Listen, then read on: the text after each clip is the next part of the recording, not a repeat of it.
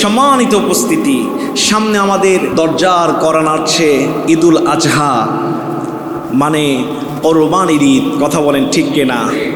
কোরবানি আমরা অনেকেই জানি, বুদ্ধির বয়স থেকে আজ পর্যন্ত কোরবানির সব কিছু আমরা জানি। কথা বলেন ঠিক কিনা? কিন্তু কেন জানতে মন চায় আরও? বলেন তো, আম কি আমরা খাই না প্রত্যেক বছর? কিন্তু প্রত্যেক বছর আমের মৌসুম শুরুর সময় আমের প্রতি আকর্ষণ কমে না বাড়ে? জোরে বলেন, কমে না বাড়ে? প্রত্যেক বছর এই যে একটা মৌসুম আসে, এই সময় আল্লাহর নবী ইব্রাহিম এবং হযরত ইসমাইলের জীবনী শোনার জন্য মানুষ ব্যাকুল হয়ে থাকে। জোরে বলেন সুবহানাল্লাহ। আসেন আমি ধারাবাহিকভাবে আলোচনা করব। আপনারা জানেন আমার আলোচনা একটু গোছানো, একটু মনোযোগ দিবেন তাহলে বুঝবেন, মনোযোগ হারাবেন কিছু বুঝবেন না, ঠিক কিনা বলেন? কোরআনুল কারিমে আরবি শব্দে এই কোরবানিকে 4 ভাবে নামে ডাকা হয়েছে। কয়ভাবে? 1 নম্বর উদহিয়া, 2 নম্বর আদহা, 3 নম্বর দহিয়া, 4 নম্বর ইদহা। এই 4টি ভাবে আরবিতে কোরবানিকে ডাকা হয়েছে। কোরবানির সংজ্ঞাটা কি? পারিভাষিক অর্থে এসেছে মা ইউযবাহু মিন বাহিমাতিল আনআম তাকাররুবান ইলাল্লাহ সুবহানাহু ওয়া তাআলা আইয়ামান নাহার অথবা আইয়ামাল আদহা। মানে কোরবানির নির্দিষ্ট দিনে আল্লাহর সন্তুষ্টির জন্য বাহিমাতুল আনাম, চতুষ্পর জন্তু জবাই করার নাম কোরবানি। জোরে বলেন সুবহানাল্লাহ। এখন আসেন আল্লাহর কাছে জিজ্ঞেস করলাম, আল্লাহ এই কোরবানি কি আমার নবীর থেকে এসেছে না কোরবানির ইতিহাস কবে থেকে এসেছে একটু তুমিই বলে দাও। আল্লাহ যদি বলে এটা বেটার হবে কিনা? জোরে বলেন। মানব সৃষ্টির শুরু থেকে কোরবানির বিধান এসেছে। জোরে বলেন সুবহানাল্লাহ। কোরআনুল কারীমের 5 নম্বর সূরার নাম সূরা মায়েদা, আয়াত নাম্বার 27। কয় নাম্বার? আরো জোরে। আল্লাহ রাব্বুল আলামিন বলেন, ওয়াতলু আলাইহিম নাবা আবনা আদম বিল হাক্কি ইয ক্বাররাবা কুরবানান ফাতুকব্বিলা মিন আহাদিহিমা ওয়া লাম ইউতাকাব্বাল মিনাল আখার ক্বালা লা আকতুলান্নাকা ক্বালা ইন্নামা ইয়াতাকাব্বালুল্লাহু মিনাল মুত্তাকিন।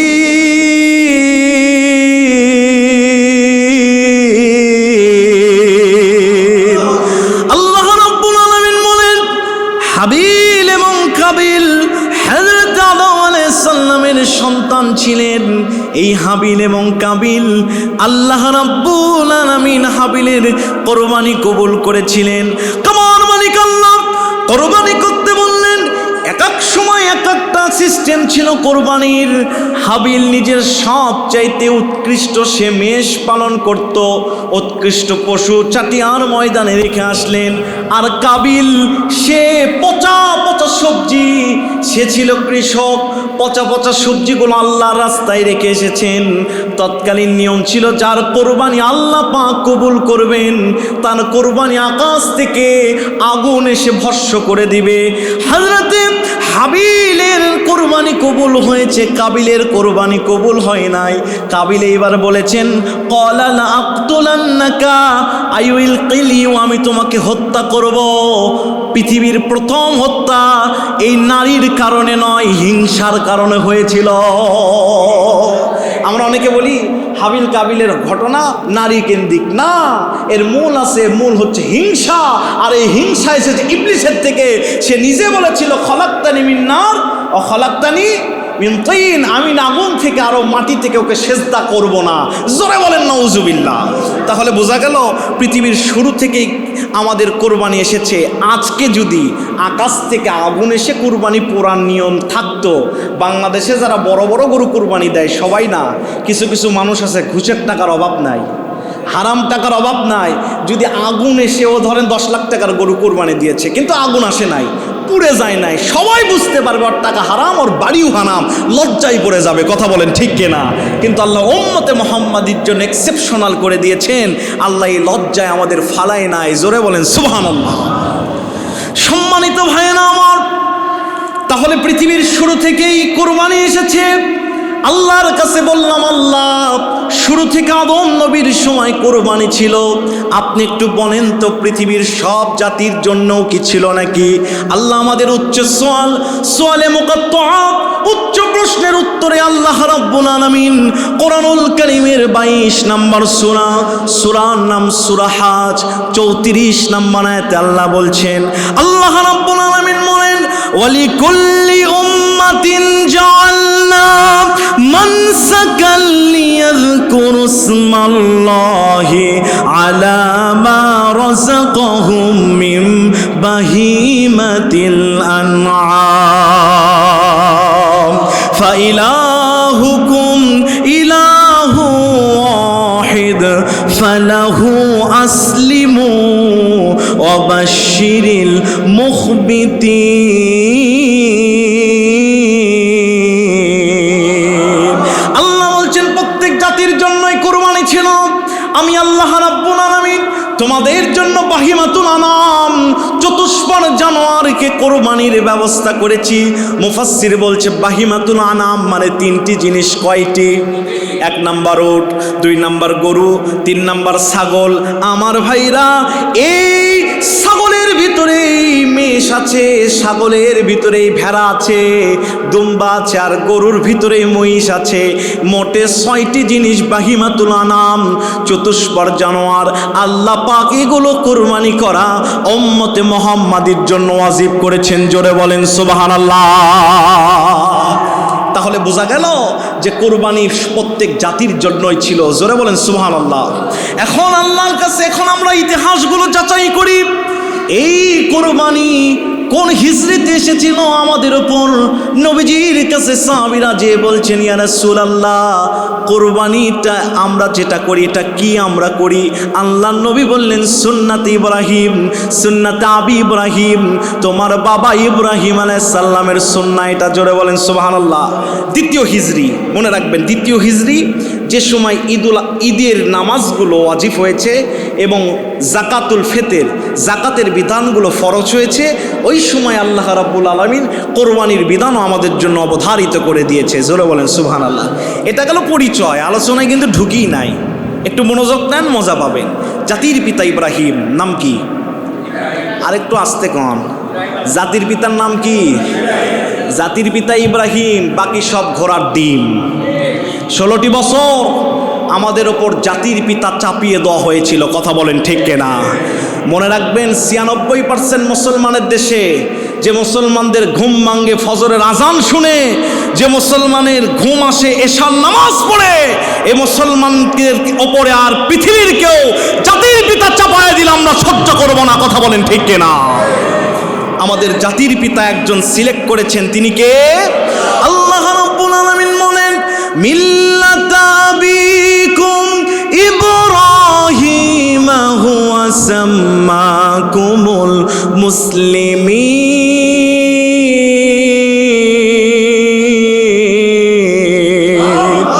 জাতির পিতার নাম কি?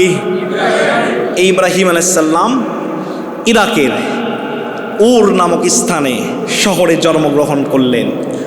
হযরত ইব্রাহিম পৃথিবীর একমাত্র এক্সেপশনাল নবী, যার ওপর নবুয়ত আসার আগেই তিনি রব খুঁজতে তালাশ করেছিলেন। নবুয়ত আসার আগেই তিনি আল্লাহকে চিনেছিলেন। এক্সেপশনাল একমাত্র নবী। সুবহানাল্লাহ বলবেন না? যখন আল্লাহর বিধান, ইনিল হুকমু ইল্লা লিল্লাহ, জমিন যার, আইন চলবে কার? আল্লাহর আইন বাস্তবায়ন করার জন্য ইব্রাহিম নবী চেষ্টা করলেন। এক পর্যায়ে নরপিশাচ নমরুদ, যার উত্তরসূরি আমরা বাংলাদেশেও কিছুদিন আগে দেখেছি। কথা বলেন, এই নমরুদ ইব্রাহিম নবীর ওপর একের পর এক স্টিম রোলার। তাফসির ইবনে কাসির থেকে বলছি, ইব্রাহিমের নবীর যদি জীবনী বলতে গেলে 1 বছর জুমাও কাম হবে না, আমি সংক্ষিপ্ত করে বলছি। ইবনে কাসির বলছে, ইব্রাহিম নবীকে আল্লাহ 30টার ওপর বড় পরীক্ষা করেছিলেন। সুবহানাল্লাহ বলবেন না? প্রত্যেকটি পরীক্ষায় ইব্রাহিম নবী কৃতিত্বের সাথে উত্তীর্ণ হয়েছেন, মানে A+ না, গোল্ডেন A+। সুবহানাল্লাহ বলবেন না? ইব্রাহিম আলাইহিস সালাম তিনি যখন নমরুদের অত্যাচারে থাকতে পারলেন না ইরাকে, চলে গেলেন তিনি শাম, সিরিয়া, বর্তমানের প্যালেস্টাইন যে শহর, এই জায়গায় হযরত ইব্রাহিম তিনি চলে আসলেন। তিনার প্রথম স্ত্রী সারা, অনেক লম্বা ঘটনা। ইব্রাহিম নবী তিনি ফেরাউনকেও পেয়েছেন, নমরুদকেও পেয়েছেন। আল্লাহু আকবার বলবেন না? মুসা আলাইহিস সালামের সময় ফেরাউন আর ইব্রাহিমের সময় নমরুদ, আকাশ পাতাল তফাৎ। বলবেন হুজুর কেমনে পেয়েছে? তৎকালীন যে সম্রাট ছিল তার নাম ফেরাউন থাকে। মানে আমাদের দেশে যেই প্রধানমন্ত্রী হোক, যেই নামেরই হোক, ডিগনিটি প্রধানমন্ত্রী, ঠিক কিনা বলেন? যেই ক্ষমতায় যাক তার ডিগনিটি হচ্ছে ফেরাউন। তাহলে তিনি ফেরাউনকেও পেয়েছেন, নমরুদকেও পেয়েছেন। হযরত ইব্রাহিম আলাইহিস সালাম তিনি যখন চলে আসলেন শাম দেশে, তার প্রথম স্ত্রী সারা, তার কোনো সন্তান হয় না। আল্লাহ রাব্বুল আলামিন তাকে সিস্টেম করে দিলেন, অনুমতি দিলেন, তিনি হাজেরা না হাজার এই মহিলাকে তিনি বিবাহ করলেন। হযরত ইব্রাহিম বিবাহ করার পরে পরীক্ষার তিনার শেষ নাই, মানে একের পর এক পরীক্ষা হতেই থাকে। সুবহানাল্লাহ বলবেন না? কিন্তু ঈমান যার আছে তার কাছে পরীক্ষাই ভালো লাগে, ঠিক কিনা? দেখবেন যে আল্লাহর জন্য জেল খাটে, ওর জেলটাই ভালো লাগে। যেমন ইব্রাহিম আলাইহিস সালাম অগ্নিকুণ্ডে ছিলেন, তিনি বলছেন নমরুদের ওই অগ্নিকুণ্ড পৃথিবীর সবচেয়ে শ্রেষ্ঠ 40 দিন আমার হয়েছে। সুবহানাল্লাহ বলবেন না? ইব্রাহিম আলাইহিস সালাম 86 বছর, অফিরামাতান 84 বছর বয়সে খুব অভাব মিস করলেন। ইব্রাহিম নবীর এখানে একটা আনকমন বিষয় আছে, তিনি আল্লাহর রাস্তায় একসময় কোরবানি করেছিলেন। তিনি কোরবানি করেছিলেন 1000 ছাগল, 300টি গাভী, 200টি উট কোরবানি করেছিলেন। লোকজন তার কোরবানি দেখে বললেন, ইব্রাহিম তুমি এত কোরবানি করছো আল্লাহর জন্য? উনি বলেই ফেলেছিলেন এটা নয়, আল্লাহ যদি আমাকে কোনো সন্তান দিত আমি ওই সন্তানও আল্লাহর রাস্তায় কোরবানি করতাম। মুখের কথা কবুল হয়ে গেছে। ইব্রাহিম নবী ভুলে গেলেন, সময় যেতে শুরু করলো। আল্লাহ রাব্বুল আলামিন 86 বছর বয়সে রুহুল আমিন জিবরিল ইব্রাহিম নবীর কাছে সারা জীবনে এসেছে 10 বার। কয়বার এসে বলছেন, আল্লাহর খালিল ইব্রাহিম, আল্লাহর বন্ধু আপনি। খালিল মানে যিনি আল্লাহকে খুশি করার জন্য কাজ করে, আর আল্লাহর নবী বিশ্বনবী মুহাম্মদুর রাসূলুল্লাহ উনি হচ্ছে হাবিব। হাবিব মানে যাকে খুশি করার জন্য আল্লাহ ব্যস্ত থাকে। সুবহানাল্লাহ বলবেন না? আমার ভাইরা লক্ষ্য করেন, হযরত ইব্রাহিম আলাইহিস সালাম তিনি বসে আছেন, জিবরিল এসে বলছেন আপনার 86 বছর বয়স, আল্লাহ আপনাকে একটা সন্তান দিতে চায়। আল্লাহু আকবার, আরো আসতে বলেন। ইব্রাহিম নবী বললেন, বয়স আমার 86 বছর, এই বয়সে সন্তান কেমনে হবে? ইব্রাহিম নবী আল্লাহর ওপর তাওয়াক্কুল করলেন। সন্তান দেওয়ার মালিককে? জোরে বলেন কে? ইব্রাহিম নবীকে যে আল্লাহ সন্তান দিয়েছেন এই কথা আল্লাহ কোরআনে সুন্দর করে কোট করে দিয়েছেন। জোরে বলেন সুবহানাল্লাহ। আল্লাহ রাব্বুল আলামিন কোরআনুল কারীমের 37 নম্বর সূরার নাম সূরাতুল আস-সাফফাত। এই সূরার আল্লাহ পাক 100 নম্বর নাম্বার আয়াতে আল্লাহ 99 নাম্বার 100 নম্বর আয়াতে আল্লাহ বলছেন, শোনো, রব্বি হাবলি মিনাস সলিহিন। আল্লাহর কাছে দোয়া করলেন। এখানে শিক্ষা আছে, আমার প্রত্যেকটি কথা মনোযোগ দিবেন। কিন্তু শিক্ষা কি? তিনি আল্লাহর কাছে দোয়া করলেন, আল্লাহ রব্বি হাবলি মিনাস সলিহিন, নেককার সন্তান দেন। আর আজকে আমরা কি করি? হুজুর স্ত্রী গর্ভবতী, দোয়া করেন যদি ছেলে হয় ডাক্তার বানাবো। আপনারা মনে হয় রোজা আছেন, কথা বলবেন না, তাই না? হুজুর দোয়া করেন বড় ইঞ্জিনিয়ার বানাবো, বুয়েটে পড়াবো। দেখা যায় সন্তান ডাক্তার হয় ঠিকই, কিন্তু মা বাবা থাকে বৃদ্ধাশ্রমে। সন্তান প্রবাসক হয় ঠিকই, মা বাবা থাকে বৃদ্ধাশ্রমে। যদি তারা ইব্রাহিমের শিখানো ভাষায় দোয়া করতো, আল্লাহ সন্তান দাও, ডাক্তার পরে আগে নেককার সন্তান দাও। মনে রাখবেন, রেজেকের 4টি স্তর। খাবার দাবার যেটা খান এটা 4র্থ স্তর। প্রথম স্তর হচ্ছে নেককার ফ্যামিলি, সন্তান নেককার হওয়া, স্ত্রী নেককার হওয়া। ইব্রাহিম আল্লাহর কাছে প্রথম স্থান চেয়ে নিলেন। ইব্রাহিম আল্লাহ সন্তান দিবা, নেককার সন্তান, কোনো দুষ্ট সন্তান কামনা করে নাই। চিৎকার দিয়ে বলেন আল্লাহু আকবার। 2 নম্বর শিক্ষা এখান থেকে, আমরা সন্তান চাবো কার কাছে? তাহাজ্জুদে চাবো কার কাছে? আমাদের দেশে অনেকে আছে বাবার দরবারে সন্তান চায়, আছে না নাই? পৃথিবীর কোনো বাবা কি সন্তান দিতে পারে? সন্তান দেওয়ার মালিক কে?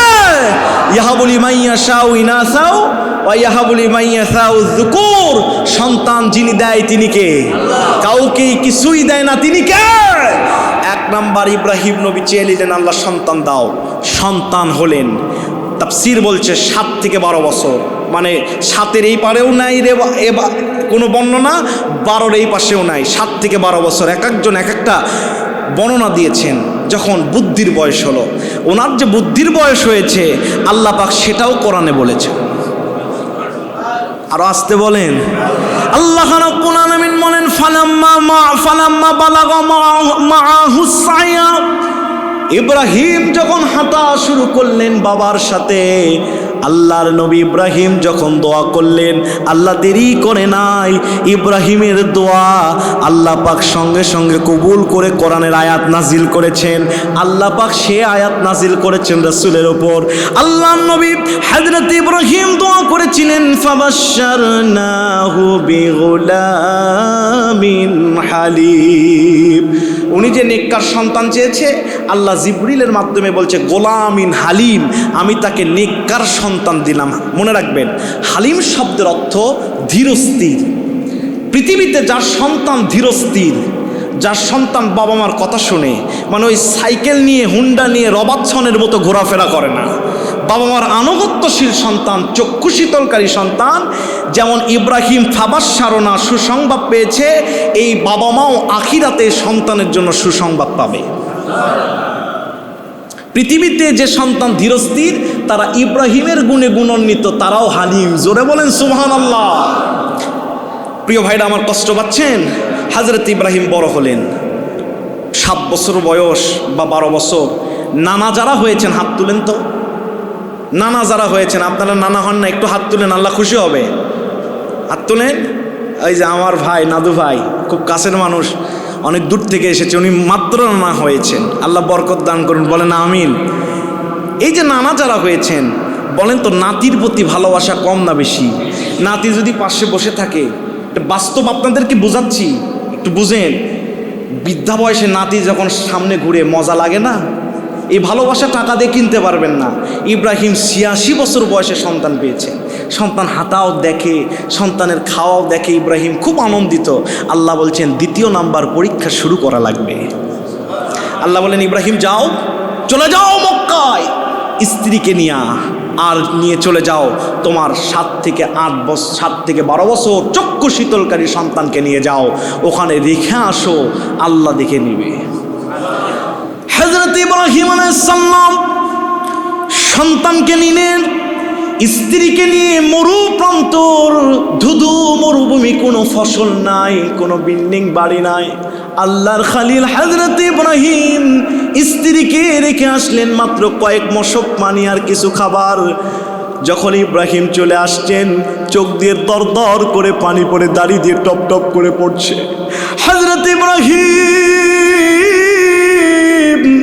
আল্লাহর খালিল ইব্রাহিম, তিনি যখন চোখ দিয়ে পানি পড়লেন, তিনি মনে মনে ভাবলেন না না না, যদি আমি সন্তানের দিকে তাকাই, আল্লাহর ইবাদত করতে আমার বাধা হতে পারে। মুখটা ঘুরে নিলেন, পিছন থেকে হযরতে হাজেরা স্বামী ইব্রাহিমের হাতটা টেনে ধরে বললেন, প্রাণের স্বামী গো, কি অপরাধ আমার এখানে রেখে যাচ্ছেন?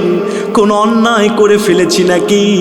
আপনার স্ত্রী, বড় স্ত্রী সারার সাথে কোনো খারাপ ব্যবহার করেছি নাকি? আমরা মা এবং সন্তান কোনো মনে কষ্ট দিয়ে ফেলেছি নাকি? হযরত ইব্রাহিম পিছন দিকে হয় নাই, তিনি তাকিয়েছেন পিছন দিকে। তারা হযরত ইব্রাহিম ফুফায়া ফুফায়া তার দাড়ি মোবারক দিয়া টপ টপ করে পানি জমিনে পড়ছে। হযরত হাজেরা বলেছিলেন, শোনেন স্বামী, বুঝতে পেরেছি কিছু বলছেন না, একটা প্রশ্নের উত্তর দিয়ে চলে যান, আর কিছুই চাই না আপনার কাছে বিদায় লগ্নে। স্বামী গো, আপনি যে এখানে রেখে যাচ্ছেন, বলেন তো এটা আপনার ইচ্ছায় না আমার মালিক আল্লাহর ইচ্ছায়? হযরত ইব্রাহিম তিনি কথাও বলতে পারছেন না, মানুষের ফুফানো কান্না ওঠে কিনা? অনেকে বলবেন হুজুর আল্লাহর ইবাদত করতে গিয়ে ইব্রাহিম কেঁদেছে, এটা কি ঠিক হয়েছে? না না, মানুষের সন্তানের প্রতি ভালোবাসা থাকতেই পারে। নবীজির ছেলেরা যখন মারা গিয়েছিলেন, আমার নবীজিও কেঁদেছে, কিন্তু উচ্চ স্বরে নয়, চোখ দিয়ে টপ টপ করে পানি পড়েছে। হযরত ইব্রাহিম ফিটটা দিয়ে গিয়েছে, কথা বলতে পারছে না। তিনি সঙ্গে সঙ্গে দিয়ে মাথাটা এরকম করে নিচু করলেন, নিচু করে এরকম করে ইশারা করে বললেন, হ্যাঁ ও আমার স্ত্রী, তুমি যা বলছো এটা আল্লাহর আদেশেই আমি তোমাকে রেখে গেলাম। এই ইশারা দিতে দেরি হযরতে হাজেরা তিনি সাথে সাথে বললেন, যার জন্য পৃথিবীর কারো দরকার নাই, যে আল্লাহর জন্য এখানে রেখে গিয়েছেন, ওই আল্লাহ আমার এবং আমার সন্তানের হেফাজত করবে। ইব্রাহিম কেমন ফ্যামিলি, একটু মনোযোগ দেন, কেমন ফ্যামিলি। বাবা পা বাড়াইছে, আল্লাহ মাকাম ইব্রাহিম বানিয়ে দিয়েছেন। পৃথিবীর সব হাজিরা ওখানে নামাজ পড়ার জন্য পিড়াপিড়ি করে, সন্তান পা বাড়িয়ে দিয়েছে, আল্লাহ জামজাম বানিয়ে দিয়েছেন।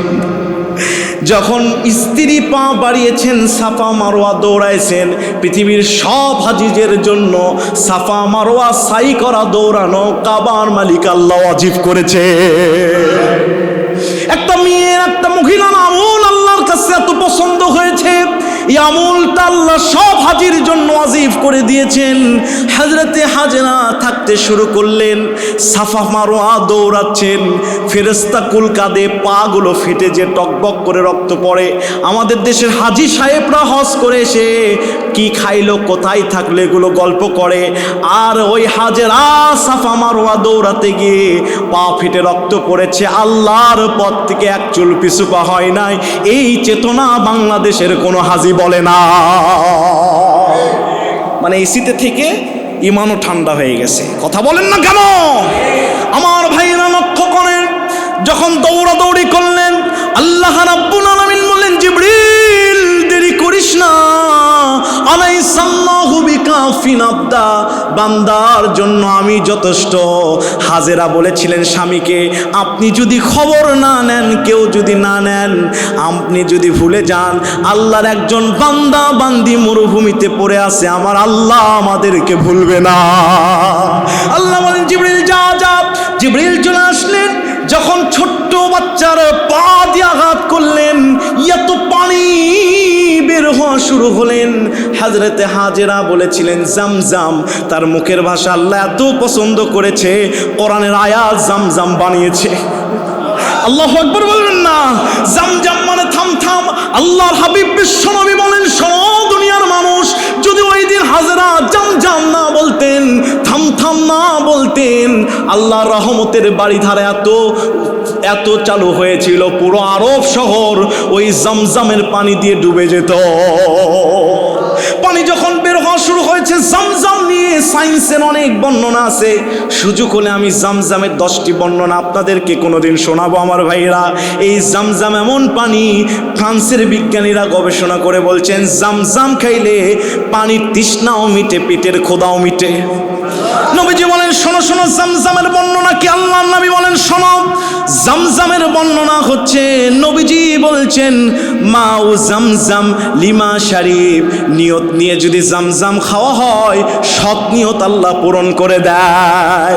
জামজাম যখন বানাইলেন আল্লাহর নবী হযরত ইব্রাহিম, এই হযরতে হাজরার তাওয়াক্কুল দেখে তিনি পাগল হয়ে গেলেন, মানে আল্লাহর কাছে খুশিতে বিমুখ হয়ে গেলেন। ইব্রাহিম পাশে যে আল্লাহর কাছে দুহাত তুলে ফ্যামিলির জন্য দোয়া করেছিলেন।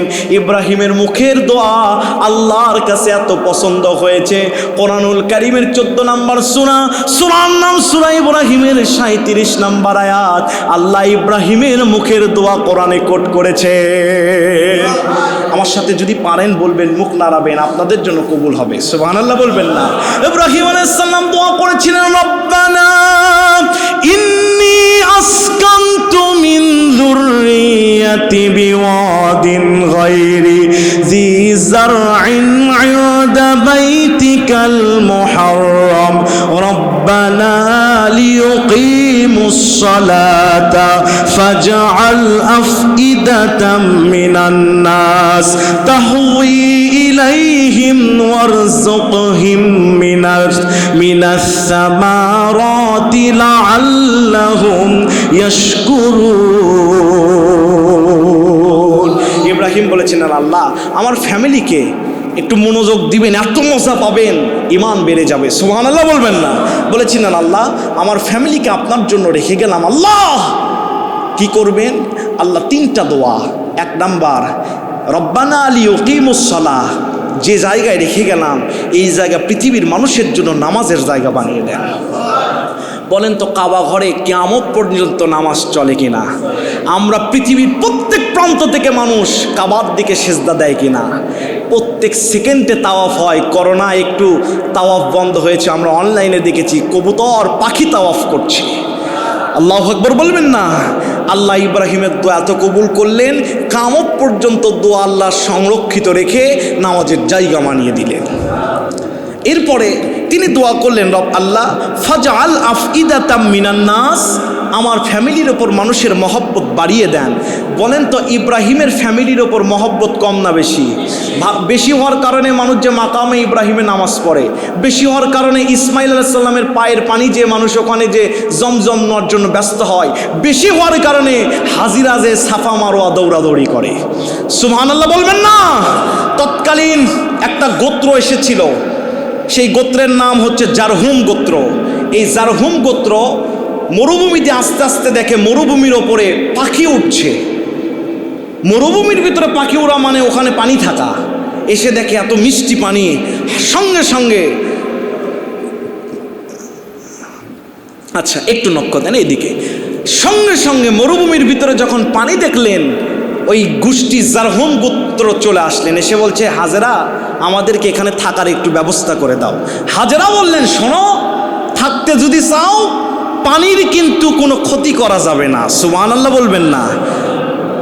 কথিত আছে এই জারহুম গোত্র সবচেয়ে শুদ্ধ আরবি পড়তে পারতেন, আর ইব্রাহিমের সন্তান ইসমাইল তাদের থেকে শুদ্ধ আরবি শিখেছে।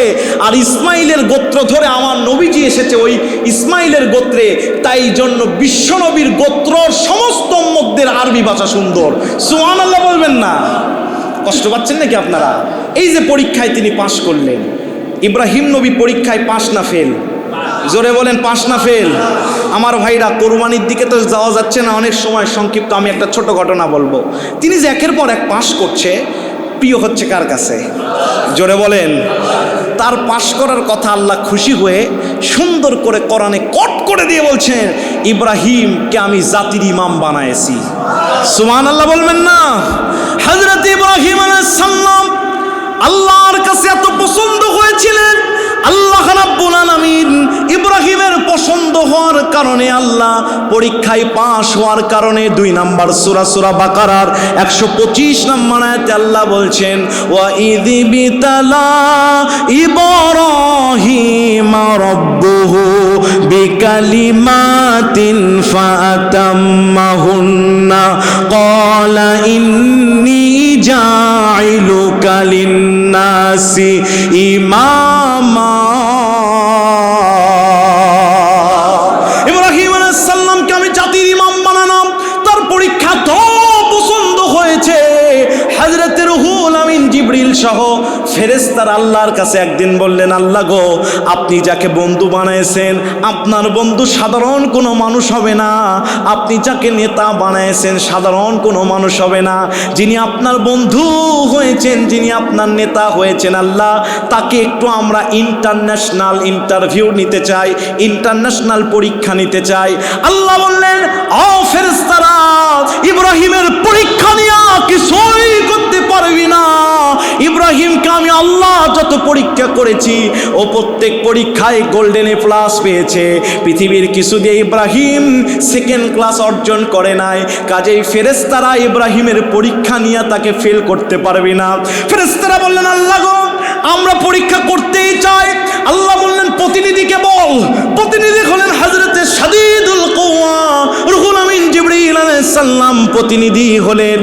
আল্লাহ বলছেন, যা যা দিয়ে দেখ ইব্রাহিম মাঠের ভিতরে মেষ চারায়। রুহুল আমিন জিবরিল মানুষের চেহারা নিয়ে গেলেন, কারণ এর আগেও জিবরিল এসেছিলেন ইব্রাহিমের কাছে। ভাষার লেহান দিয়া ইব্রাহিম বুঝে ফেলে দিবে।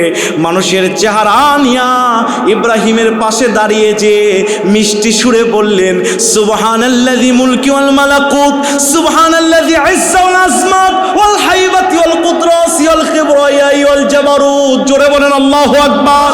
যখন এই কথা হযরত ইব্রাহিমের কানে গেলেন, কলিজায় দামামা বেজে উঠলেন। হযরত ইব্রাহিম দেরি করে নাই, মেষ চালানো বাদ দিয়া মান আনতা, তোমার নাম কি? তুমি আমার আল্লাহর পরিচয় কেমনে জানো? আমার মাওলার নাম এত সুন্দর করে নিয়েছো, আমার কলিজা শীতল হয়ে যাচ্ছে, ঠান্ডা হয়ে যাচ্ছে।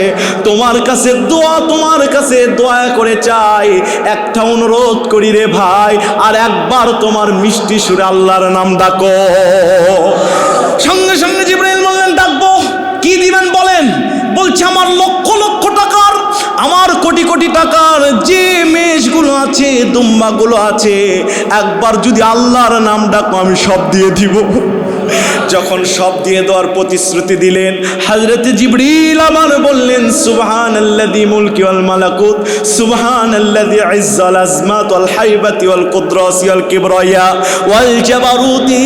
দোয়া যখন বললেন, হযরত ইব্রাহিম কাঁদতে কাঁদতে আল্লাহর পরিচয় শুনতে শুনতে, সমস্ত ক্ষমতার মালিক আল্লাহর পরিচয় শুনে হযরত ইব্রাহিম জমিনে অজ্ঞান হয়ে গেলেন। অজ্ঞান হওয়ার পরে হযরত ইব্রাহিম আবার যখন উঠলেন, বলা হলো যে ভাই আরেকবার বলেন, শুনতে চাই। হযরত ইব্রাহিম আরেকবার শুনতে চাইলেন। এইবার ওই জিবরিল বললেন, শুনবেন, ঠিক আছে, এইবার কি দিবেন বলেন?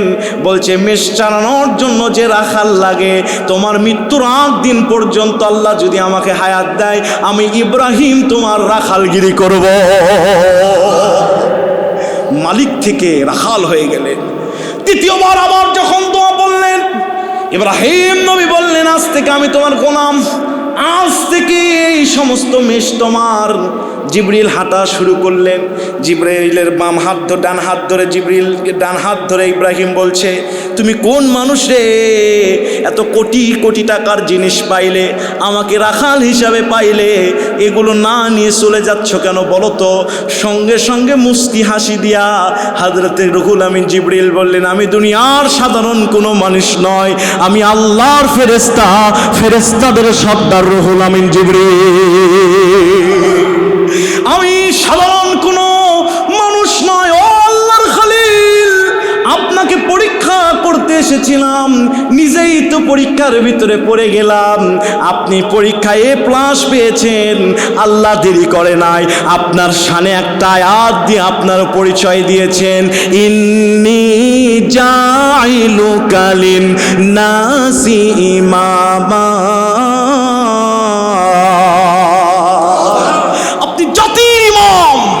আপনার গুণ আপনাকে ইমাম বানায়েছে। সুবহানাল্লাহ বলেন। প্রিয় ভাইরা আমার, এই মসজিদে ইমাম নিয়োগ হয় না? বিভিন্ন মসজিদে হয় না? যদি কোনো কমিটি সার্কুলার বের করে ইমাম নেওয়া হবে, কোনো যোগ্যতা দেখব না, যোগ্যতা একটাই, ইব্রাহিম নবীর সুন্নত একটা পালন করতে হবে। কি সেটা? সেটা হচ্ছে সন্তানদেরকে এক রাত একটু জঙ্গলে রেখে আসা লাগবে। কতক্ষণ না কেন? যদি এই চাকরি দেওয়ার জন্য, এই ইমাম নিয়োগের জন্য যদি এটা বলা হয়, ওই ইমাম ফোন দিয়ে বলবে, সভাপতিকে আপনি ইমামতি করেন। কতক্ষণ না কেন? আপনি ইমামতি করেন, দরকার নাই, এক রাত সন্তানদেরকে রেখে আসতে পারবো না। আর হযরত ইব্রাহিম আল্লাহর ওয়ার্ডারে অনিশ্চিত সময়ের জন্য রেখে এসেছেন। সুবহানাল্লাহ বলবেন না? উনি তো জাতির ইমাম হবে, জাতির নেতা, জাতির পিতা তারা হতে পারবে না যাদের নামাজের কোনো ইতিহাস নাই। কথা বলেন ঠিক কিনা? সারা জীবন আলেম ধর, আলেম মার, আলেম ধরে নাস্তা কর, এরা জাতির কেউ হতে পারে না, জাতির চূড়ান্ত শত্রু এরা। কথা বলেন ঠিক কিনা? ইব্রাহিমের সুন্নাহ যদি আজকে থাকতো সমাজে, ইমাম নিয়োগের জন্য যত ইমামই পরীক্ষা দিয়েছে, শুধু মসজিদের ইমাম নয়, রাষ্ট্রের ইমাম নিয়োগের জন্য ইমানি পরীক্ষায় তাদের উত্তীর্ণ হতে হতো। কথা বলেন ঠিক কিনা? কিন্তু আমাদের তা না তো, আমাদের টাকা যেদিকে, চা যেদিকে, আর সিগারেট যেদিকে। আরেকটা দিক আছে, কবরের বাটামের দিক আছে। কথা কন না কেন? বাটাম পিটার দিক আছে না নাই? আছে না নাই? আল্লাহ আমাদেরকে শুভ বুদ্ধির উদয় ঘটিয়ে দিন। জোরে বলেন আমিন, জোরে বলেন আমিন। আমরা ইব্রাহিমের মতো ইমাম পৃথিবীতে চাই কি চাই না? চাই কি চাই না? কারা কারা চায়? আল্লাহকে হাত তুলে দেখায়। আল্লাহ কবুল করেন, বলি আমিন। হাত নামান। আমরা আগামী জুমা ইনশাল্লাহ কোরবানির ইতিহাস এবং কোরবানির মৌলিক শিক্ষা আমরা বর্ণনা করব। এরপরের জুমা যদি আল্লাহ তৌফিক দেয়, মাসলা মাসাইল এবং আমরা কোরবানি কবুলের যে 4টি শর্ত আছে এগুলো বর্ণনা করব। আমরা অনেকেই কোরবানির গরু কিনা কাটা করছি, আমি 1 মিনিটে মাসলাটা শেষ করতে চাই। নবীজি বলেছেন আমি এবারত বলবো না, শুধু বলি 4টা খুঁট থাকলে ওই পশু কিনতে পারবেন না। কারো যদি চোখ অন্ধ থাকে, 1 চোখ, মানে 1 চোখ যদি অন্ধ হয় তাহলে 2 চোখ অন্ধ হলে তাক দিয়ে হবে না, আরও হওয়ার কথাই নাই। 2 নম্বর অতিশয় রোগাক্রান্ত, রোগ আছে, সাধারণ রোগ হলে সমস্যা নেই, অতি রোগ, এই পশু দিয়ে কোরবানি হবে। 3 নম্বর খোরা যদি হয়, একটু যদি ন্যাংরায় হবে না। এরপরে যদি শুকনো হয়, মানে জবাইয়ের জায়গা হেঁটেই যেতে পারছে না, এমন পশু হলে কোরবানি হবে না। অন্য বর্ণনা এসেছে লেজ কাটা যদি হয়, শিং যদি ভাঙ্গা হয়, এগুলোতেও একটু খুঁত আছে না নাই। বয়স উটের জন্য 5 বছর, গরুর জন্য 2 বছর, ছাগলের জন্য 1 বছর। রসুল বলেছেন কোনো ভেড়া দেখতে যদি বড় হয়, 1 বছরের মতো মনে হয়, 6 মাস হলেও কোরবানি হবে। সুবহানাল্লাহ বলবেন না। আমাদের দাঁতের কোনো মাসলা নাই। ফতোয়ার কিতাব বলে আপনি ব্যাপারীকে বলবেন বয়স হয়েছে, ও যদি বলে হয়েছে, আপনার যদি মনে হয় ইমানদার সত্য কথা বলছে, তাহলে আপনি যদি কুরবানিও দেন, বয়সও যদি না হয় কুরবানি হবে, দায় যাবে ওর ওপর। বুঝতেছেন তো? আল্লাহ আমাদেরকে বোঝার তৌফিক দান